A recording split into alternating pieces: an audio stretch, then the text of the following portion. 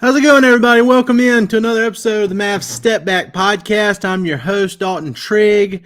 If you're tuning in and listening on YouTube today, you'll have to excuse my hair. I've been rained on twice today, and I do not have a hat handy. So this is as good as it gets. And I know none of you tune into this podcast, because of my hair. So uh, just wanted to give that disclaimer there before we get started. But the Mavs, they are coming off another big win. It's 136 to 124 over the Pelicans on Sunday night in New Orleans. It was a offensive clinic, as it was in the Clippers game on Friday before they went to New Orleans. And we keep thinking, like, man, is this sustainable? I personally think it is, because the Mavs are just scoring these points so easily. And the defense has been pretty good too. I mean, the final scores of these games really don't indicate how much of a blowout, has been happening in these last two games. The Clippers game was a blowout. The cleanup crew for the Mavs that came in, they weren't able to really stop anybody, so the score ended up being a lot closer than what it actually was.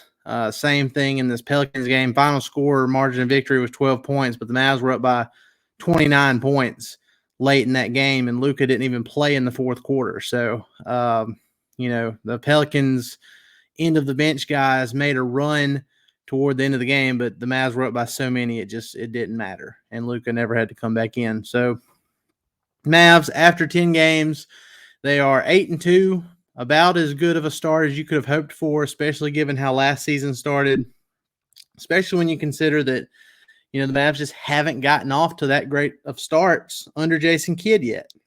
So this is new territory.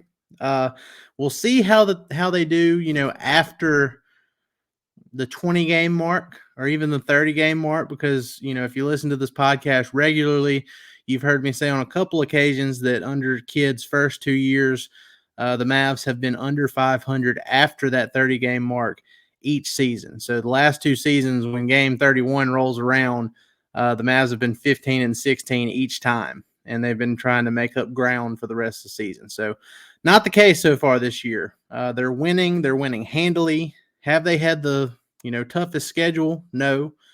Have they won all the games they're supposed to win? Yep. Even that Toronto game, they lost at Denver, which was understandable. That was the first one I was penciling in as a loss anyway. And then Toronto was the third game in 4 nights. So, they still probably should have won that Toronto game. But given the circumstances and the fact that Toronto is a really good defensive team that already is a matchup problem for Luka, that's an understandable loss too. So they've won all the games they're supposed to win. They look good. The chemistry is building with each and every game. Kyrie Irving is in a good place. His shot wasn't falling early on in the season, and he had that foot sprain issue. That's not a problem anymore. His shot's falling now. He had a season-high 35 points on Sunday night in New Orleans. It was crazy to see. If you didn't know, every time the Mavs play down in New Orleans, I make it a point to go down there and sit as close to the floor as possible.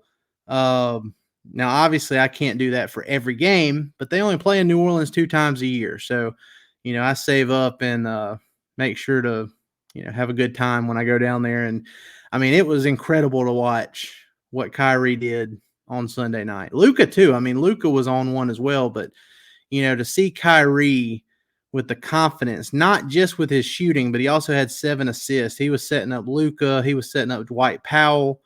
He had a nice alley-oop to Josh Green, who had a good game. He bounced back from a couple of duds, and, people were, including myself, we were starting to worry, like, is Josh Green going to break out of this funk? And sure enough, he did. But, Kyrie, he was not only torching the Pelicans with his points, his scoring, but he was dicing them up with his assists too. And Luka was doing the same exact thing. It was a perfect night from that duo. Kyrie with 35 points, 6 rebounds, 7 assists, also had a block and shot 13 of 20 from the field, 7 of 10 from three. And then Luka pitched in with 30 points himself, had 4 rebounds, 9 assists, and a steal, and shot 11 of 18 from the field and 4 of 9 from three. So those two guys did their job. They were great. You could just feel them pulling the energy out of the Pelicans arena with every shot that they hit. And there was one sequence that really, it really just put into perspective how different this year's team is from what we saw last year.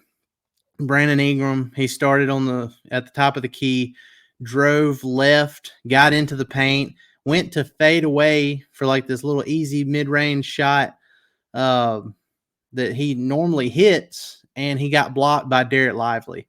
And then Kyrie Irving picked up the ball, went coast to coast, and pulled up for three before the Pelicans defense could get set and drained it. It was a great sequence for the Mavs, and it was something that kind of opened your eyes. Like, okay, this is different this year. This is something we could really get used to seeing. So, great game overall. Lively, he ended up shooting 4 or 5 from the field, had 10 points, and was a plus 13 on the night. Didn't have a big rebounding night. Kind of figured that would be the case going up against Zion and Jonas Valanciunas. But, he had a really good game against that front court for the Pelicans as a rookie. So Grant Williams, I know people will look at him not scoring any points in New Orleans and thinking that he had a bad game. He was 0 for 4 from the field. But his defense in 22 minutes of action was incredible. And the box score plus minus, I know that's a team stat, and that doesn't always correlate with a guy's individual performance. But in this case, I think it did with Grant Williams.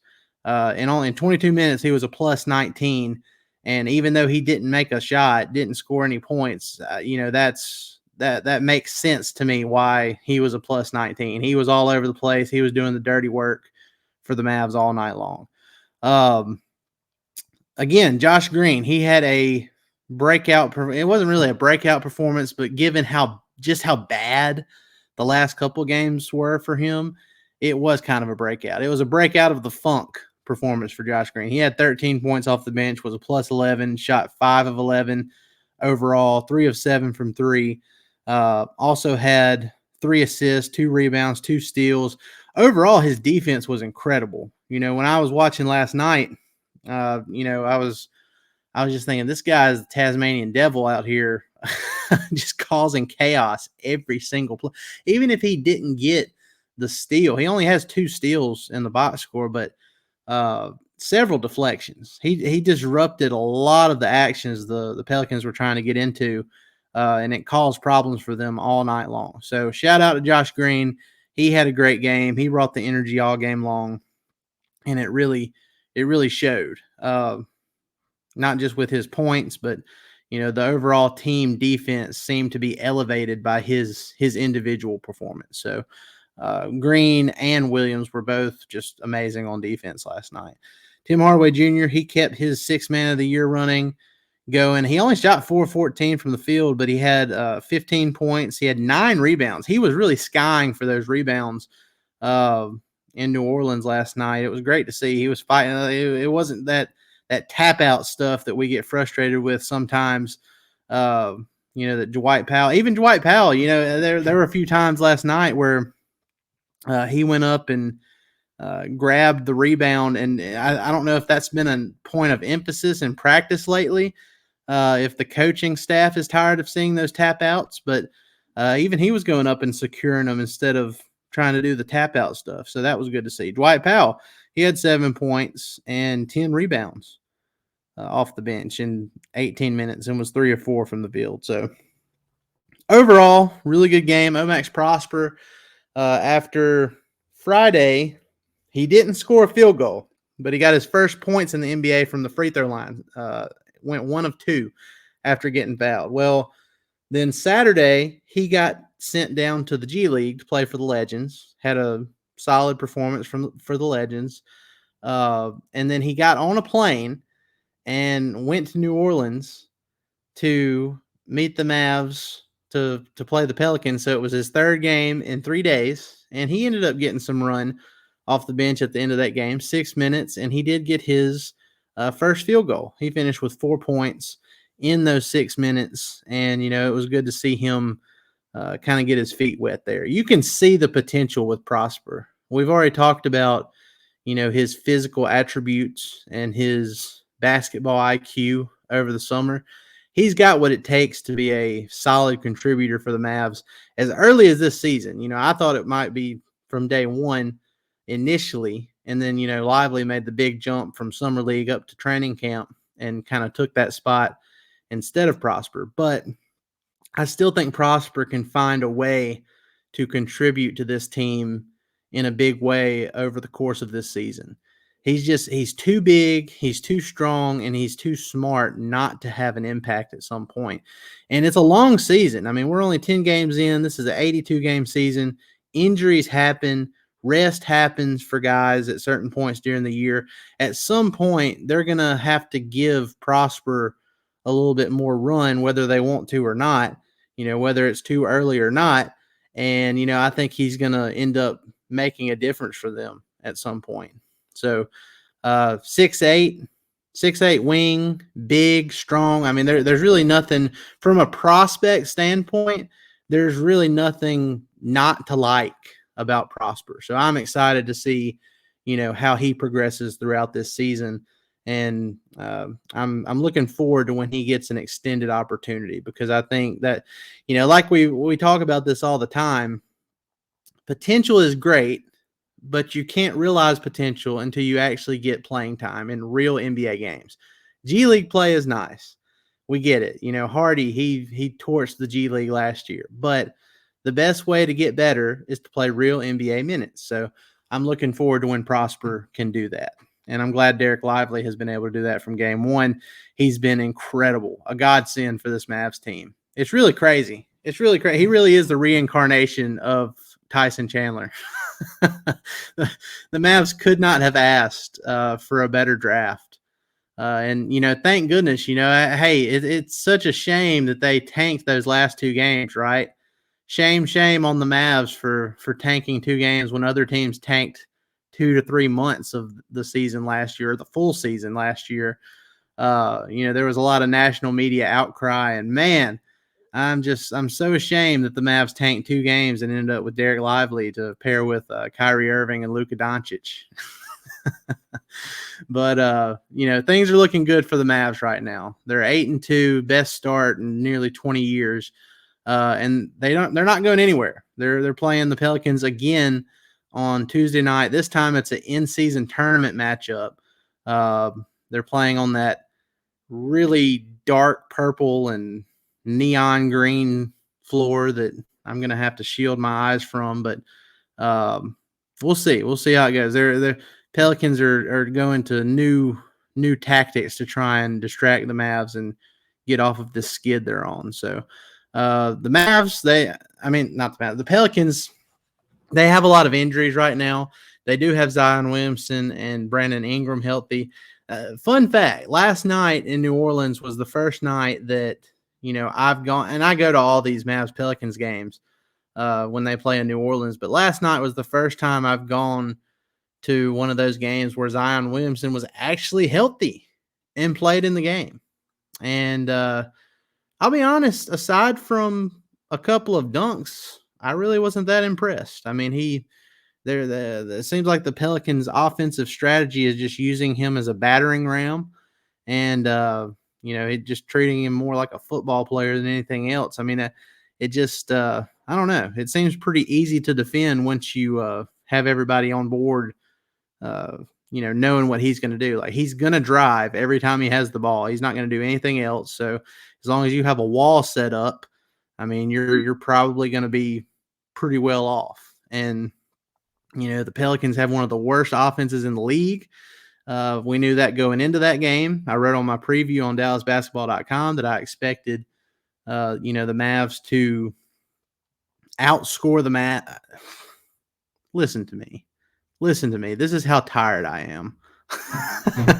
The Mavs outscoring the Mavs. And look, they might, given how how on fire they've been. But no, I expected the Mavs to outscore the Pelicans by the end of that game just because, their offense is just so good. They had the second best offense going into last night. I'm pulling it up right now because I have a feeling that after last night's performance, following that 144 points against the Clippers and then 136 against the Pelicans, I have a feeling that the Mavs have jumped into that top spot over the Indiana Pacers. Let's see here. Okay, no. So the Mavs are still second in offensive rating to the Indiana Pacers by 0.2 of a point. 0.2 of a point. So the Indiana Pacers are 122 offensive rating. The Mavs are right behind them at 121.8. And then, the rest of the top five is filled out with the Philadelphia 76ers at 3, Celtics at 4, Denver Nuggets at 5. Now, look, the the defensive rating is not great. The Mavs are 24th in defensive rating. So, not good. But when you can score as many points as they have, as easily as they have, other teams are going to have a hard time beating them, especially when Luka and Kyrie are playing the way they are. So, good game for the Mavs. A good start to this season. I hope they can continue it on Tuesday. It's kind of bittersweet. I'm excited that they have, played, that they're going to be playing 2 times in 3 days in New Orleans. But in a way, I'm kind of sad about it too, because I'm used to, them playing one of those games earlier in the season, and then they play the second one later on in the season, and it's spaced out a little bit more. So I'm getting my plans together as we speak to go to Dallas and, cover some games there too, and later on in this season. But for now, we'll just enjoy another Mavs Pelicans game in New Orleans, and hopefully there's similar results, because unless the Pelicans just magically get healthy overnight, I'm not really sure there's going to be different results. And, like I said, they got Zion, they got Brandon Ingram, but, they've got several other key guys out. Herb Jones, Jose Alvarado, Trey Murphy III. They've got too many. CJ McCollum, he's a guy that kills the Mavs in fourth quarters, it seems like, every time they play the Mavs. So we'll see. We'll see how it goes. I was very thrilled with that game. I got to see up close and in person on Sunday, and we'll see if they can run it back and do it again on Tuesday night. But guys, I appreciate y'all coming in and just listening to me rant for a little bit here, about 20 minutes or so. And be sure to go like, rate, and subscribe on all your favorite podcast platforms, and hit that subscribe button on YouTube. Give us a bunch of likes, comments, all that good stuff. And if you leave us a review on Apple Podcasts, put your social media in there so it'll automatically enter you for a chance to win future giveaways. And be sure to go like our DallasBasketball.com Facebook page as well. This time last year, and it was before we really got into posting all of our stuff to that Facebook page consistently, we had about 1,800 followers on that page, and now a year later, we're a little over 15,000. So that has blown up. The YouTube channel has blown up since the off season. And I really can't thank you guys enough for, coming with us on this journey. And I appreciate it. I know some, it's like today. It's I'm tired. I haven't I haven't had a lot of sleep. I was sick a few days ago and took a bunch of medicine and slept a bunch, and got over it just in time to go down to New Orleans for that game on Sunday night. My brain is not 100% there for this one, but I feel like consistency is better than just not doing something. So, and I know you guys probably feel the same way. So even when it's not 100%, even when it's not the best of the best each time. Consistency is the main thing that I'm determined to keep up with this channel. So I appreciate y'all. Be sure to go like, rate, and subscribe everywhere you listen to podcasts. And we will see you next time. I'll be back on here sometime Wednesday, probably early Wednesday morning. We'll have another recap of that second Mavs Pelicans game. And then I'll probably be on here with my guy, Grant Afseth, later on this week. And if not, depending on his schedule with this 4-game road trip, perhaps the first of next week before we get into Thanksgiving. So appreciate it, guys. Y'all have a great one. We'll see you next time.